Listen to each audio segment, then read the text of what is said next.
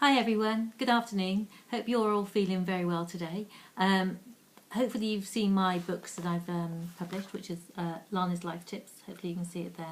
Just going to read a little bit today for you about friends, because friends are very, very important, and it's good for us to be a good friend when we can do.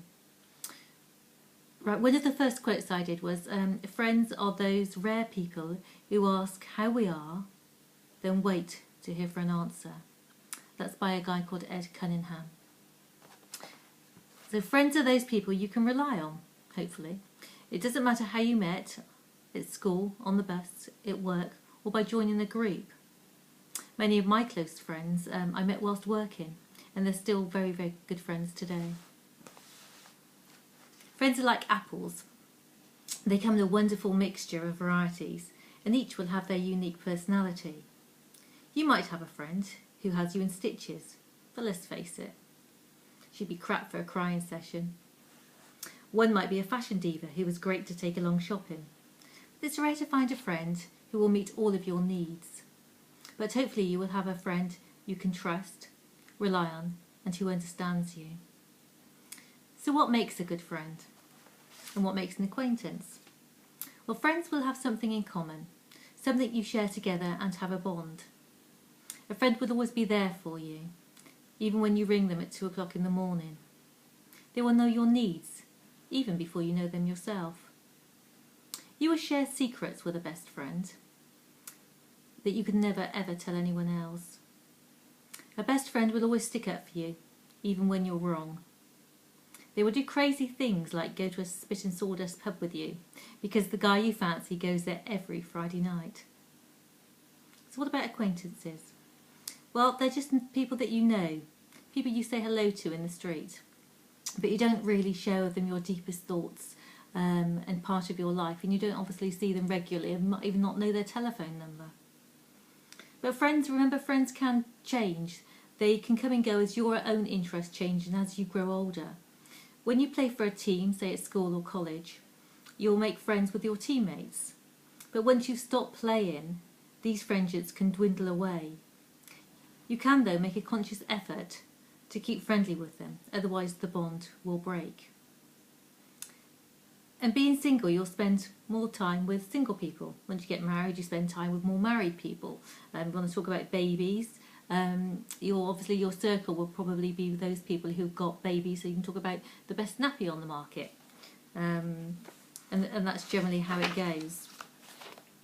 But if you have friends who make you feel uneasy, constantly put you down and feel like more enemies, then it might be a good idea to admit the friendship has run its course. Remember though, the odd fallout is okay, as it is with family members. It's just part of the spice of life.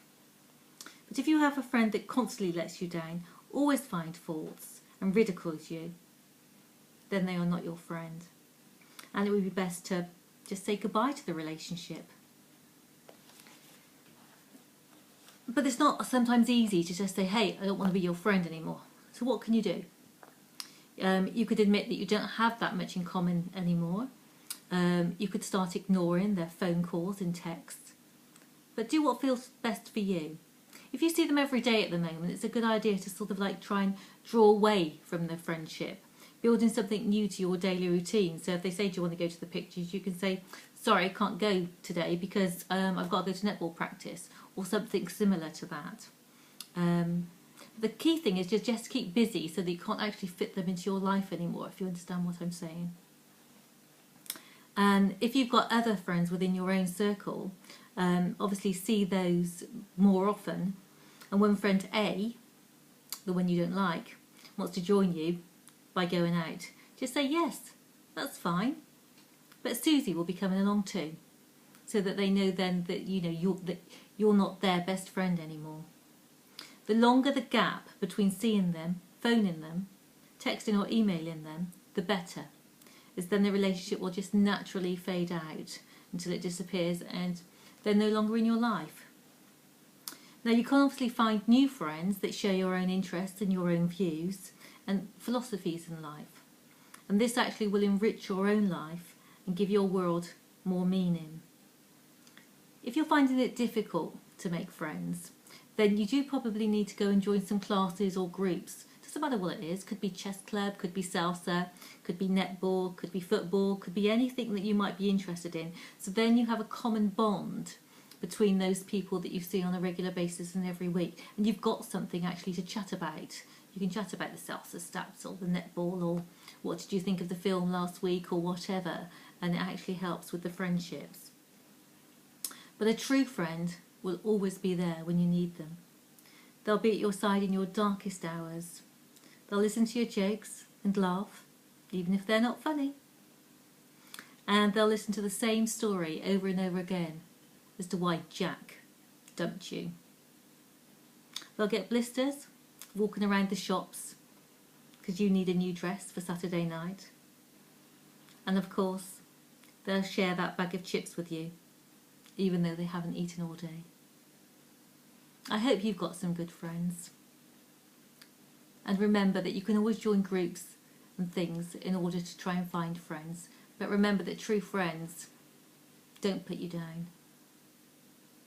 Now, if you've got a problem with anything in terms of not having any friends, or you feel lonely, etc., then you must get help and obviously phone the Samaritans or the NSPCC.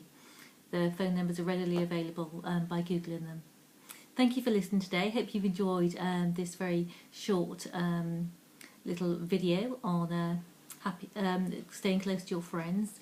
And by all means, if you want to find more about life in general and how to get by during very difficult times, then you can find out about all sorts of things in Lana's Life Tips. You can find out about happiness, drugs, how to be successful, what to do when you're feeling low and upset, and if you've got fears or worries. Then and of course, if you're a grandma, then buy it for your granddaughters or anybody. In actual fact, I'm finding that mothers and fathers, grandparents, all sorts of people are trying to get some use from this book, because in terms of what it offers, it's quite generic in terms of the actual advice that can actually appeal to anybody, any age. So anyway, thanks again, and I'll speak to you again soon. It's Debbie Moore signing out. Thank you.